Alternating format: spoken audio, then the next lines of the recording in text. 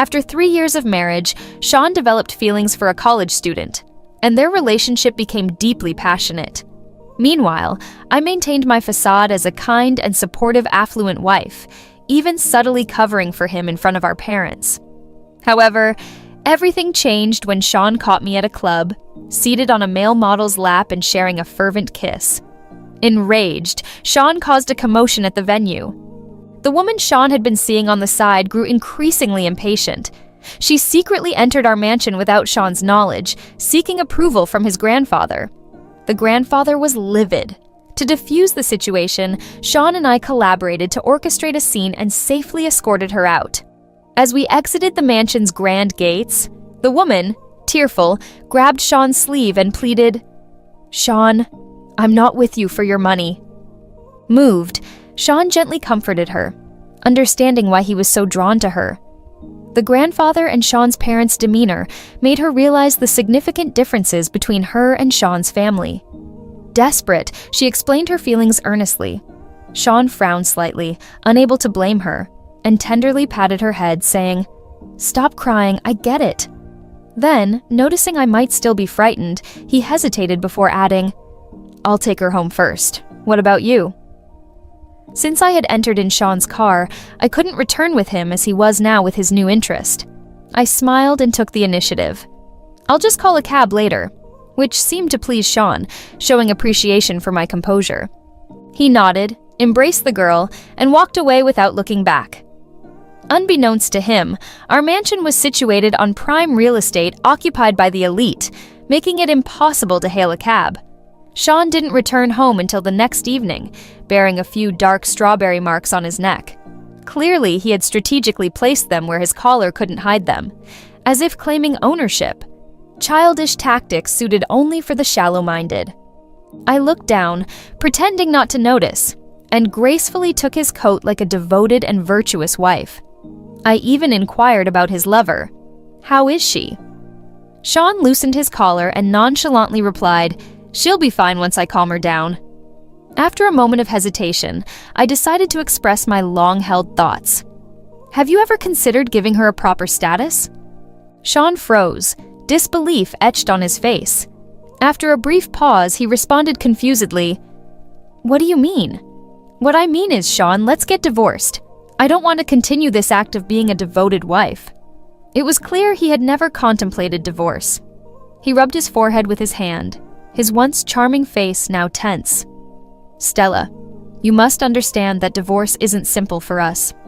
His tone tried to remain calm and composed, but in the past, this meant he wanted to drop the subject and for me to back off. This time, however, I was resolute in seeking a divorce. Our marriage of convenience involved not just us, but our families, complicating matters further. I bit my lip and pressed on. "It might be troublesome, but—" He abruptly interrupted, pulling me into his arms.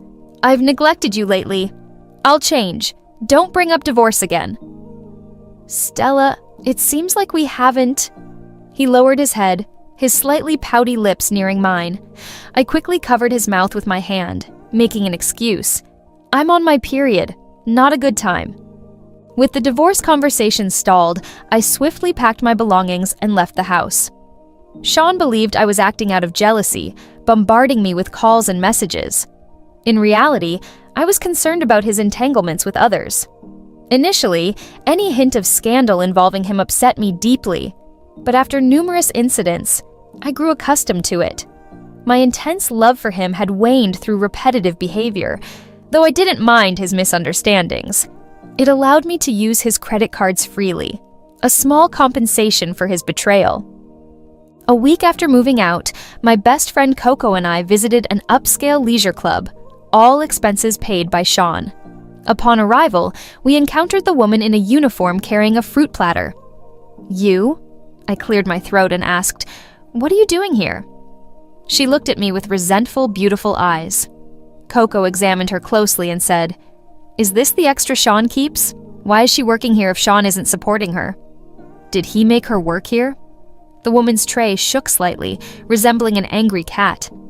"Sean and I are together because we love each other, not for his money," she continued, blaming me. "He's only with you for the family's benefits." I waved dismissively. Got it. Wish you happiness. And ignored her as I entered the private room with Coco. Inside, Coco chuckled. Where did Sean find this beauty? She's having an affair with a married man of his status. Does she think she can make it with her background? She might as well enjoy her youth. I smirked. That's why they say youth is valuable. For people like us with old money, we value legacy over wealth, so we're particularly cautious about marriage. Whether the marriage had exceptional conditions with high social status or was a family union, Sean wasn't foolish enough to give up everything for her, nor did he agree to the divorce. I suggested, and Coco added, I heard that girl has been stirring things up with Sean lately. Seems she's unhappy that you took away most of his attention when you left. The social circle is so tight, it's hard to keep secrets. I gave her a look. You're quite nosy. I have to admit, using the money from my unfaithful husband to support a male model is quite satisfying, especially when he's handsome, charming, and in great shape. It would be even better if Sean didn't catch us. When Sean barged in, I was straddling the male model I'd been eyeing for 2 days, hugging his neck and kissing his face. I was dressed provocatively with glamorous makeup, big wavy hair, and a revealing outfit. Hearing the noise, I instinctively turned toward the source. Before my flirtatious expression could fade, I saw Sean's face filled with hostility. I kissed the male model's lips again before reluctantly getting off him. Sean's face was dark with anger, and his glare at the male model was so fierce it seemed he wanted to tear him apart. I ran my fingers through my hair and broke the silence. First, what brings you here? Through gritted teeth, he spoke slowly and deeply. Stella, how dare you? What's there to not dare? You do your thing, I'll do mine. The more I spoke, the more guilty I felt. Being fair was important. I didn't make a scene, even though he kept a mistress on the side. Not because I felt guilty about being caught with a male escort, but simply because I was using his money to cheat on him. Sean, why are you here? I've been looking for you in the VIP lounge. Linda, I've brought her to you. I'm really sorry. I didn't know she was yours. I glanced to the side and saw a plump man leading a girl towards us, so her name was Linda. Sean stood still, not even acknowledging Linda. Meanwhile, Linda, like a loving swallow returning to the nest, threw herself into his arms, sobbing, Honey, I'm sorry. I shouldn't have acted out with you, and I shouldn't have secretly come to work. After speaking, her eyes followed Sean's gaze. She pressed her lips, nestled into his arms, and softly called out, Honey. A mistress openly referring to me as her husband in front of his wife felt like a blatant provocation. I didn't care. I just found it somewhat repulsive. The plump man who had approached us seemed to be the one suffering the most. Although I wasn't acquainted with him, he appeared to recognize me. He glanced first at me, then at the disheveled male model standing next to me, and finally at Sean and his companion in his arms, both wearing serious expressions. Within just 60 seconds, his facial expressions shifted more than 10 times. In families that form business alliances, it's common for spouses to pursue their own interests as long as things don't escalate. They often choose not to interfere to maintain a facade of peace, even if it means presenting a false image. Without any shame, Linda held tightly onto Sean's back. He attempted to calm her down. Let the driver take you home first. I have something to handle here. Speaking softly, Linda agreed and slowly withdrew from Sean's embrace. Her eyes lingered on me for a moment before she casually asked, Are you handling Stella's issue? A few days after I started here, I met Stella and her friend and heard they ordered the 5 most expensive items that day. I was worried it might cause tension between you, so I didn't dare tell you. Girls can be so cruel. I clicked my tongue. Sean clenched his fist by his side, his gaze shifting towards Linda and Nguyen's residence. I told you to leave first. Don't you understand? Maybe you're not used to being treated this way. Linda pouted and glared at him, tears threatening to spill, looking like a child seeking comfort. However, Sean wasn't in the mood for childish emotional games. For the first time, he lost his temper with the woman he once cherished. Get out! Linda ran off in tears. Sean, with a stern expression, walked over to the sofa where I was sitting with the male model and sat down heavily. "Bring me everything my wife has ordered." He gritted his teeth, avoiding the term male model.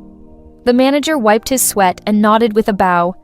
As soon as he left, Sean slammed the crystal glass onto the table. "You're something else, Stella." He removed his suit jacket and tossed it at me. The oversized garment covered my head, and I could still faintly smell the perfume Linda had left on it. I pulled it down, intending to return it, but he frowned, scanning me from head to toe before his gaze settled on my long white legs beneath the miniskirt. "Put it on. Don't ever go out dressed like this again." I hadn't realized how possessive he was. Calmly, I tucked the clothes away and met his eyes directly. "Sean, let's divorce. I'm truly fed up."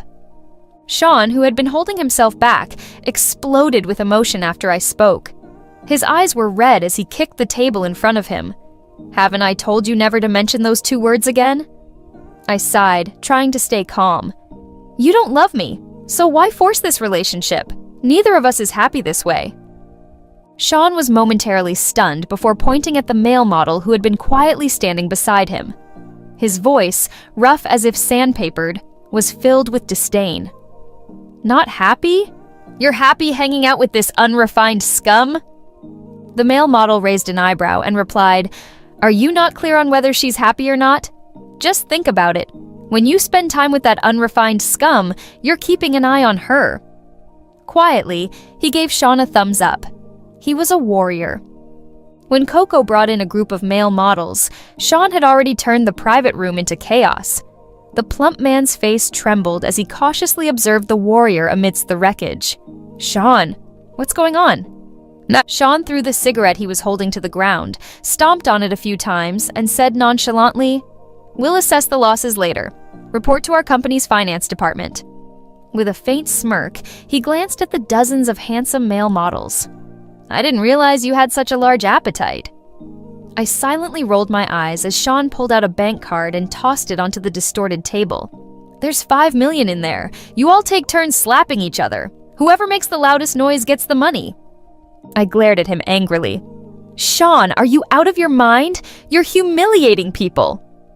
As I finished speaking, a series of sharp sounds echoed behind me. Sean's mocking expression deepened. "Looks like they're enjoying being humiliated by me." I stiffly turned around to see that the people the manager had brought were already fighting, except for the warrior who had earlier stood up to Sean, still defiantly standing aside. He had truly met my expectations so far. Sean, uninterested in their antics, grabbed my arm to lead me away, but was stopped by the warrior observing the scene. "Squinting," Sean said to him, "know your place. You're nothing but lowly entertainment for people. Get lost." I frowned in dissatisfaction. "Sean, can't you speak more nicely?" Unexpectedly, I was defending someone, and Sean's grip on my arm tightened. "You better shut up and come back with me obediently, or I can't guarantee what I'll do later." The handsome face of the warrior darkened, indicating a storm was brewing. Fearing they might start fighting, I quickly shook my head at him. After all, I was still Sean's legal wife for now, and given Sean's social status, handling a small male model would be easy. I didn't want to cause trouble for anyone. As we left the club, Sean hailed a car, tossed me into the back seat, and followed. Silence filled the air. Once home, he immediately locked the door, took out his phone, and made a call. "Bring more people and destroy that club for me. There's a guy named Blank." He looked at me, and I quickly shook my head. It wasn't that I didn't want to tell him the warrior's name, but I genuinely didn't know. I was just there to have a good time. "Why should I need to know the guy's name? Go find the manager. He knows who it is. Smash the place and then find the kid and cripple his hand." Sean had a bit of a temper problem, which I was aware of, but he usually had exceptional self-control, so I rarely saw him lose his composure. I never imagined he could be so ruthless. "He's innocent, Sean. You can't do this." He stood up and pressed me down, his beautiful eyes filled with twisted blood vessels. "He dares to set his sights on you, so he's not innocent. Stella, be a good girl. Don't plead with him for me. Otherwise, what I want may not be limited to one of his hands. Eventually, someone innocent got involved because of me. Trying to push him off, he grabbed me and pinned me against the headboard. "Has he touched you?" he whispered in my ear. I kicked at him with my legs, but he held them down. I glared back. No, they don't offer that service. They can tease and flirt but never go all the way, which is quite enticing. Understanding my point, he chuckled as his expression softened. "You're cute when you're pouting." Holding my hands, he used one hand to pinch my cheeks. "These past few days have been ridiculous. Let's put this aside and move forward, okay?" It seemed like he was trying to sweet-talk me. "Fine, I'll let you off the hook if you break up with that college student." Sean fell silent for a few seconds before releasing me and sitting up straight. Irritated, he scratched his head. "You know she can't threaten your position. If you really don't like her, I won't let her appear in front of you again." In other words, he was unwilling to break up. I nodded, indicating my understanding. Thankfully, I hadn't liked him for a long time, otherwise my heart would be aching right now. Sean and I had a marriage of convenience, but were also childhood sweethearts. I had secretly loved him for many years.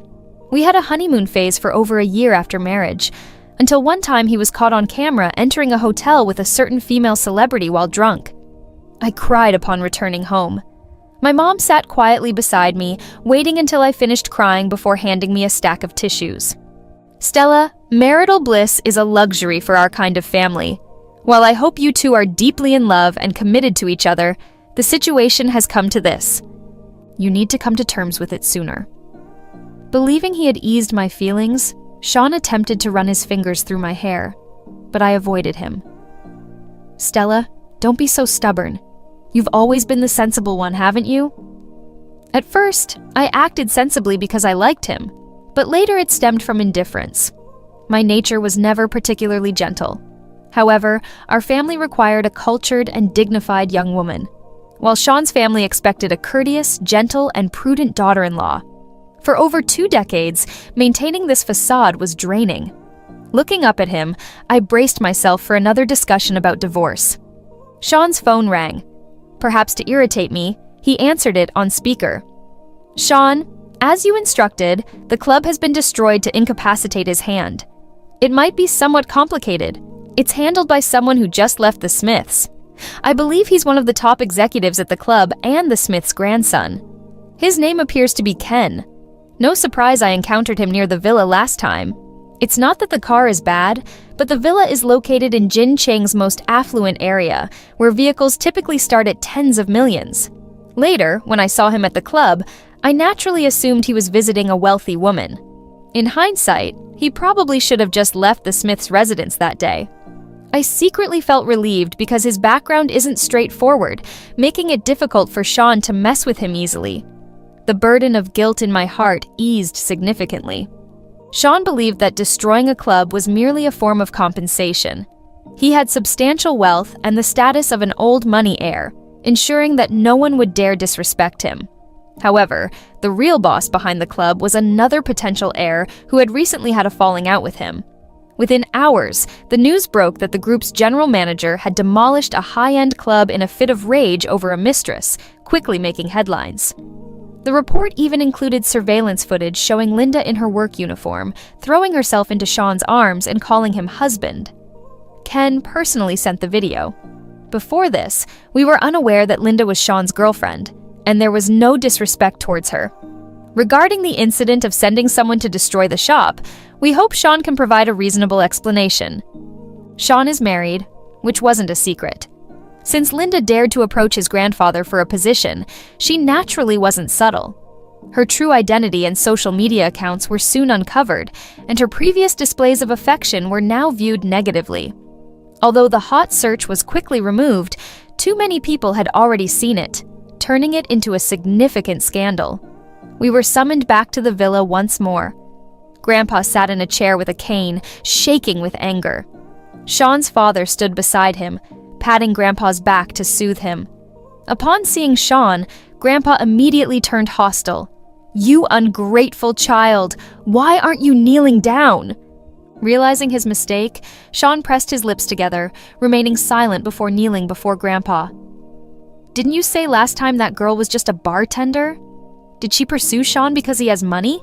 How did she become his mistress now? And that girl from the Smiths, every time we return your grandfather needs to stay in the hospital for a few days? She's nothing but trouble. Why did you destroy his shop?" Grandpa would scold and tap Sean's body with his cane. "That's not it, Grandpa. I destroyed his shop because—" Sean stopped mid-sentence, closed his mouth, and held his head high before lowering it again. Grandpa tapped him a few more times until he couldn't say anything else, then looked at me. "Stella, tell Grandpa what really happened." I glanced at Sean, who was staring at the ground silently, and followed his lead, lowering my head like an ostrich with its beak shut. How could I explain? Should I reveal that it all began when your grandson caught me with a male model? As Grandpa continued to scold, Sean's phone kept ringing. I guessed it might be Linda. With her true identity exposed, her days must be difficult. As soon as he left the old mansion, Sean immediately called back. Although his voice was strained, a hint of tenderness was present. "Don't be afraid. I'm coming to see you now. Stop crying and wait for me. Luckily, I learned my lesson and drove here myself this time, or I would have been left behind again. Linda is emotionally unstable now. I need to see her first." Sean looked at me, wanting to say something. I nodded and calmly replied, "You go. I hold no grudges against her except for her flaunting how good Sean is to her. She hasn't actually hurt me. The main responsibility for the affair lies with Sean." Instead of going straight home, I drove to the company. In recent years, most of the family's businesses had been managed by my brother. He knew about my decision to divorce and asked, "Have you made up your mind?" Even setting aside property division, divorce involves cooperation between both families. The education I received since childhood taught me that family interests outweigh personal ones. Old money, like a sturdy ancient tree, not only has a main trunk but also extended branches that constantly watch us, always wanting to take over. But a lifetime is so long. "I understand, brother. I'm sorry." My brother was silent for a moment before gently patting my head. "If you want to leave, then leave. Our family doesn't depend on a daughter's marriage to sustain it." Due to the shop destruction incident, Sean's family stocks had slightly declined, and Linda was causing significant trouble. Sean didn't return home until a few days later. I presented the divorce agreement to him. "Take a look and sign it if there are no issues." Sean picked it up and threw it in the trash. "Stella, can you not argue with me right now? I'm tired. Let me rest for a bit." He tried to embrace me while saying this. I pushed him away and calmly stated, "In all these years of marriage, when have I ever argued with you? If you sign it, we can part amicably. If you don't, we'll go through legal proceedings." Sean looked at me intensely, likely sensing my firm stance, and panicked. "Do we have to be so decisive? Stella, I don't want to divorce you. Can't we not get a divorce? I cut ties with her as you requested, and you promised we would live well once I cut those ties." He shook his head. "It's too late." To prevent the divorce, Sean moved directly into the company. However, every day he would send me good morning and good night messages, share daily updates, and offer gifts as if they were free. Perhaps he was using the same tactics he used on Linda with me. When he shared the coffee he had today, I couldn't help but respond, "Sean, aren't you tired of this? You don't love me, so why bother?" The message was sent successfully, and the chat box finally went silent. These days, even though I never replied to him, he would still talk to himself. Early the next morning, Sean hesitantly sent me a good morning message. I thought all night and realized, "I do love you, Stella. I'm sorry. Can you give me one more chance?" It seemed Sean had finally come to his senses. He even openly confessed his feelings for me on the company's official account. This move quickly attracted a wave of criticism from netizens. "Stop pretending. It's disgusting to watch." Did the incident of destroying the shop for a mistress affect the company's revenue? Now you're trying to save face? He took all the blame for the cursing. Then he posted a very sincere apology, admitting his mistake acknowledging that he realized it too late and accepting criticism and supervision from everyone. I just wanted to save my marriage and my beloved. It felt like I was watching a farce. I asked my brother for the best lawyer, ready to file for divorce. The following day, Linda requested to meet at a cafe. Her eyes were puffy and red from crying, barely managing to stay open. Her once vibrant face appeared lifeless, with dry, peeling lips and a husky voice. "Please, can you return Sean to me? I really care for him. I'm begging you." Although her appearance evoked sympathy, it wasn't my concern. A mistress pleading with his legal wife to give back her husband. "You shouldn't have come to see me," she began, tears streaming as she blinked. "I have no other choice. He broke up with me, and when I tried to see him, he refused. Please help me. I can't live without him." I stood up, looking down at her sadly. "I'm sorry, I can't help you. We're getting a divorce." The light in her swollen eyes dimmed instantly. I gave a slight smile, turned, and walked away. She seemed lost in her own reality. I wished her the best. When I returned home, I unexpectedly found Sean in the living room. Raising my eyebrows, I asked, "What? Are you going back to divorce me?" He looked uneasy. "No," he replied. "There's a popular movie out lately, so I already bought tickets for us." "Are you trying to take me out on a date?" I asked. "No need. The only thing we need to discuss now is the divorce. I've already hired a lawyer. If you don't sign, we'll go to court in a few days."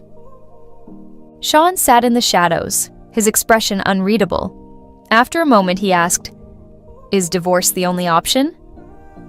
"Yes," I responded. "Then can you give me one more month? We haven't gone on our honeymoon yet." I felt my eyebrows nodding. "Is that really necessary?" He was firm. "Yes." A month later, I agreed to sign willingly. Even if we went through the legal process, it would take years if I opposed it, right? It seemed like the best option. Noticing my hesitation, he added, "I can be flexible with the property division, but for this month we need to act like a normal couple." There was a hint of bitterness in his voice. "Let's treat this as our overdue honeymoon." He made a significant concession. Along with the property division I had proposed, he gave me 2 office buildings, 3 stores, and even 5% of the company's shares, considering he only owned 20% himself.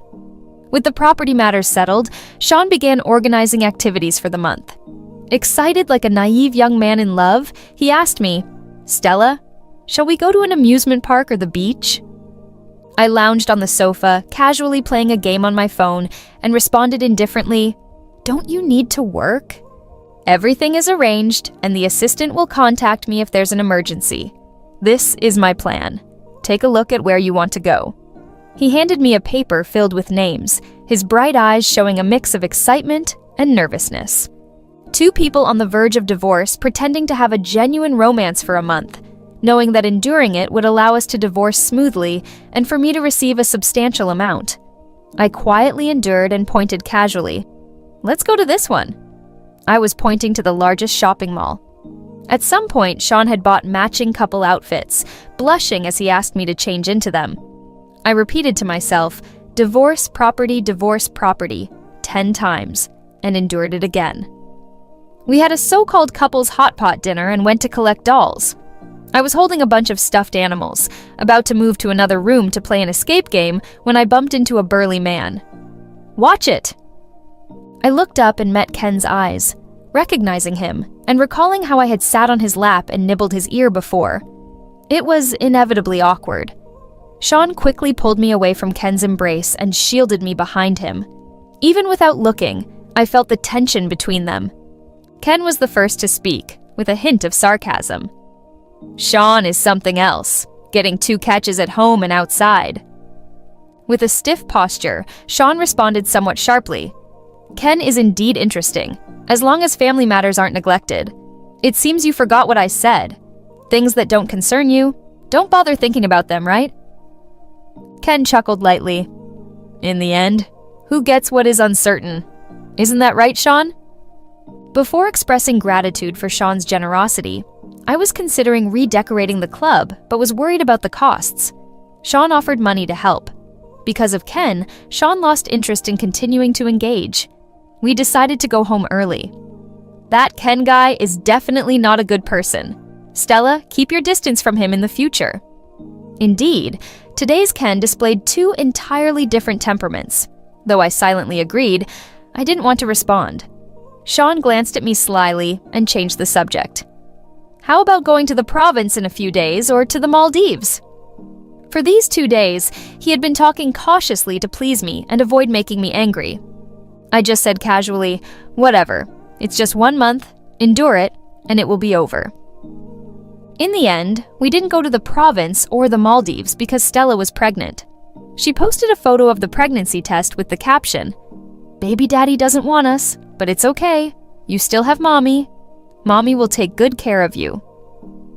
This news hit Sean like a bomb, breaking him into pieces. Both his official corporate account and personal account were flooded with insults. Isn't love supposed to be passionate and make you willing to do anything?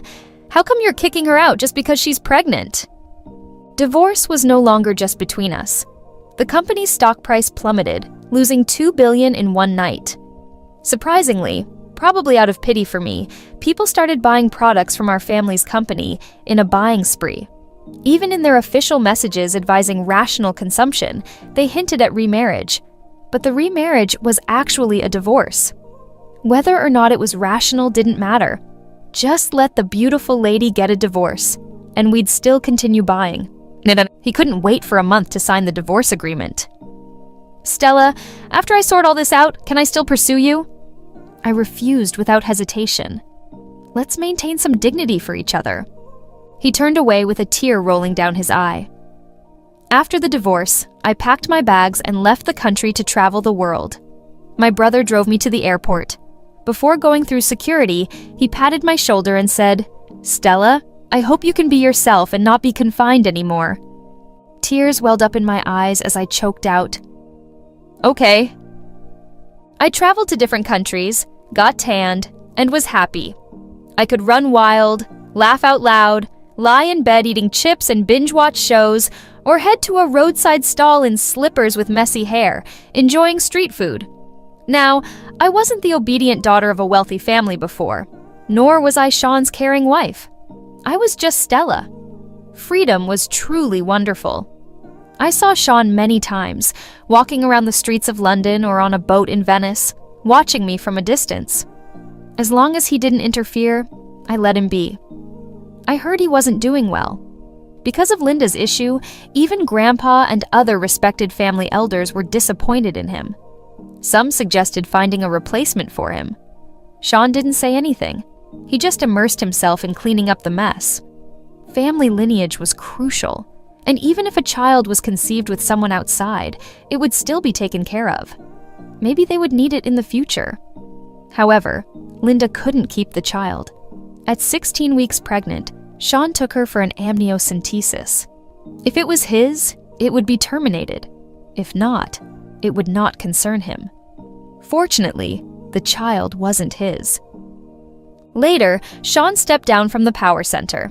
He said, "I want to walk the path she once walked. Let him go, as none of it concerns me anymore." When I met Ken, I was watching the sunset on the Scottish coast. He approached me and casually sat beside me asking, "Stella, do you want to give it a try with me?" I tilted my head and replied, "Try what?" "Marriage? I think I'll pass. I'm beautiful and rich. I can live well on my own. Why should I trap myself in the cage of marriage again?" He pondered and said, "You can use my money to support male models." That was an open-minded suggestion. Smiling mischievously, I said, "No need. The assets from the divorce settlement will last me a lifetime." Sean and Ken were both chosen as heirs within their respective families, each embodying their own strengths. Ultimately, marriage wasn't essential. Who can argue that solitude and freedom can't bring joy? As the sun set, the sky blazed crimson, mirroring the shimmering ocean, while the sea breeze gently touched my face. It was the right decision. Sean's reflection after his divorce from Stella. I spent restless nights, unable to sleep, her image occupying my mind whenever I closed my eyes. I longed to catch even a fleeting glimpse of her. but it wasn't possible at the moment. My departure had significantly affected the company, leading to discontent among shareholders. The elders at home were keen to see me go. If I chose to leave, it would be my decision, not theirs. Then there was Linda. What initially drew me to her? Perhaps it was the way she stood at the school gate, books in hand, her white dress fluttering in the breeze, pure and beautiful, unlike Stella at that time. Stella also loved white dresses, gentle and kind. I drove to the small apartment I had purchased for Linda. The familiar surroundings brought back memories of our wild antics, making me feel unworthy. How could someone as flawed as me deserve Stella by my side? Linda greeted me happily, her hand resting on her flat stomach. "Are you here to see me and the baby?" My eyes fixed on her belly. "It's still early in the pregnancy. You should consider terminating it." Her smile vanished, and her eyes widened in shock. "What are you saying? This is your child." "My child?" I replied. "Only Stella is meant to carry a child for me, though she can no longer." Her words made me question the paternity. Now, I had to decide whether to terminate the pregnancy or wait a few months for an amniocentesis. It was her choice. The baby seemed to be Linda's leverage to climb the social ladder. Once again, she sneaked into the old house without informing me, understanding the significance of an heir in our family. Stella and I had been married for 3 years without children, and our grandfather, despite his disapproval, intervened to ensure a child was born. "Let's wait a few months," he had said. "At 16 weeks, we'll do a DNA test. If it's mine, I have ways to handle it. I know it seems heartless, but what other options do I have? If she bears my child, Stella and I have no future." My insomnia worsened, and all I could see were images of Stella, her gentle smile, her reprimands, her tossing clothes around, and sitting quietly by the window with a book. I sought help from a psychiatrist, but the doctor said my troubled mind needed proper treatment, which was far away across the ocean. She refused to help me, leaving me to endure the agony of waiting. When the time came, I took Linda for an amniocentesis. The results showed the child wasn't mine. I broke down, crying uncontrollably. Stella, my Stella. I fought so hard. For a month, I hoped my efforts would rekindle our relationship. Even if it ended in divorce, we would at least have some sweet memories. But this child, which wasn't mine, was all Linda's fault. Holding a report in my hand, I stormed into Linda's small apartment, grabbing her by the neck and demanding answers. Linda resisted, hitting my arms, and said intermittently, "It wasn't you who approached me first, right? Sean, no one forced you to cheat." My grip loosened. No one made me cheat. I spent 6 months settling the company's affairs, and once everyone trusted me again, I resigned voluntarily. Lovesickness is too painful. I wanted to find her, even if it was just to watch her from afar, even if she wouldn't accept me anymore. As long as I could see her, I'd be content. Ken's reflection. I met Stella when I was 5. To give me the best education, my mother coldly sent me back to the Smiths. That was my first time at their home and meeting my grandparents. The Smiths' mansion was truly magnificent, even grander than the wealthiest family in town. As a young child, I felt out of place in such an elegant setting. Grandma held a teacup, tapping the lid against it repeatedly, disdainfully looking at us. "People from humble backgrounds can't handle high society," she thought.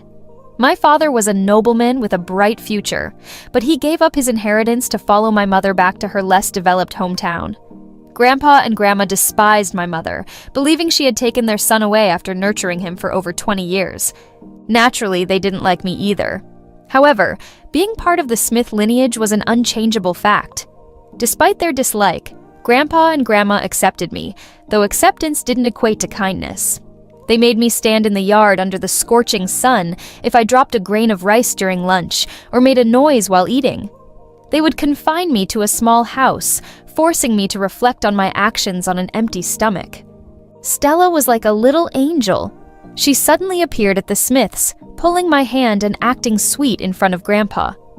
"Grandpa, I want this little friend to play with me. Is that okay?" Who could refuse such a gentle and sweet girl? It was the first time I saw such kindness in Grandpa's expression. She led me to a shady spot, let go of my hand, and smiled brightly. "My name is Stella. What's yours?" I lowered my head, feeling shy. Stella tilted her head, leaned toward me, and blinked her large eyes. "Ken, you're really handsome." I didn't stay long at the Smiths, as my parents recalled me for breaking Grandpa's precious vase. Although a servant had actually broken it, they couldn't afford to replace it, so Stella blamed me instead. I tried to explain, but no one believed me. After that incident, I rarely returned to the Smiths and never saw Stella again. Occasionally, I would remember how she pulled me into the shade from the blazing sun. Later, I heard she married Sean. It didn't affect me much. We were too young when we first met for any love to develop. More than a decade later, after achieving success in my own business, even Grandpa, who had always looked down on me, had to admit I was more accomplished than he had expected. He called me back to discuss taking over the company. In this prestigious, multi-generational family, legitimate children and their abilities were highly valued. Honestly, I felt contempt, but for my mother's sake, I agreed. My mother was naive, dreaming of gaining Grandpa and Grandma's acceptance. Leaving, I saw her standing by the roadside. I couldn't recall her childhood appearance, but luckily Grandpa had shown me family photos spanning 3 generations. Almost by chance, I rolled down the car window and asked her to get in. She refused without hesitation, understandable since I was now a stranger to her. It would have been foolish for her to get into my car. Unexpectedly, I met Stella at a club. She was the epitome of elegance in high society, dressed like a mesmerizing fairy, fiery, yet enchanting. She noticed me too, pointing with graceful fingers. "He's the most handsome one." It seemed she mistook me for a male model. I looked down, adopted an innocent and obedient expression, and greeted her with a smile. It seemed intriguing. Sean was drawn in by my conversation. Someone contacted him, saying his mistress was working at the club. From what I discovered, he indulged that girl excessively and wouldn't let her work there. As expected, he showed up. I intentionally left the room door slightly open and had someone guide him inside. Sean was angrier than I had imagined. Naturally, any man would be furious seeing his wife betray him right before his eyes. I admit I wasn't a good person. I just wanted to create trouble. But when Sean tried to take her away, a voice in my head kept urging, "Get her back!" Perhaps I regretted bringing Sean here when Stella sat on me and kissed me passionately. I stood in their path, but she shook her head. "They are the legal couple, and I'm just a stranger. How can I talk about getting her back? She never belonged to me in the first place." I reviewed the surveillance footage and shared it with a news outlet. Regarding the vandalism at the store, no one dared to speak out. The mistress, likely kept in the dark, couldn't reveal much, even if many would believe her story. As expected, the situation escalated. Sean compensated for all the damages and included a message with the money. One should know their place and not desire what isn't theirs. I swept all the stationery off my desk to the floor. After venting, I couldn't deny that he was right. Saying I liked Stella might have been an exaggeration. I just found her intriguing. At least that's what I believed until I saw her and Sean in matching outfits. After the unpleasant incident at the mall, I returned home and smoked 2 packs of cigarettes. No matter how I thought about it, her outfit was too eye-catching. Since I couldn't stand their marital bliss, why not disrupt it? Didn't Sean say she didn't belong to me? Then I'd make her mine. With that determination, I asked Linda out. She wanted to climb the social ladder. Wasn't it simple? Just 1 child would suffice. A married tycoon cheating and getting the mistress pregnant, leveraging public opinion, their marriage would inevitably collapse. Whether Linda, being somewhat naive, could succeed in ascending socially with a child depended on her own capabilities. They divorced. I encountered Sean a few times at business events. He didn't seem to be thriving. I heard he was struggling with love. Linda failed in her pursuit of success with Sean, as the child she bore wasn't his. Upon hearing this, I simply smiled. Stella had finished her trip to England and was now in Scotland. Over the past few months, I had been tracking her movements and knew Sean had gone to find her. However, Sean seemed self-aware and didn't dare to bother her. Get me a ticket for tomorrow to fly to Scotland. After all the time she's had to reflect, maybe she's ready to start a new relationship. Standing by the window, gazing at the distant blue sky and white clouds, I asked myself once more, do I love Stella? The answer was clear. Yes, I do.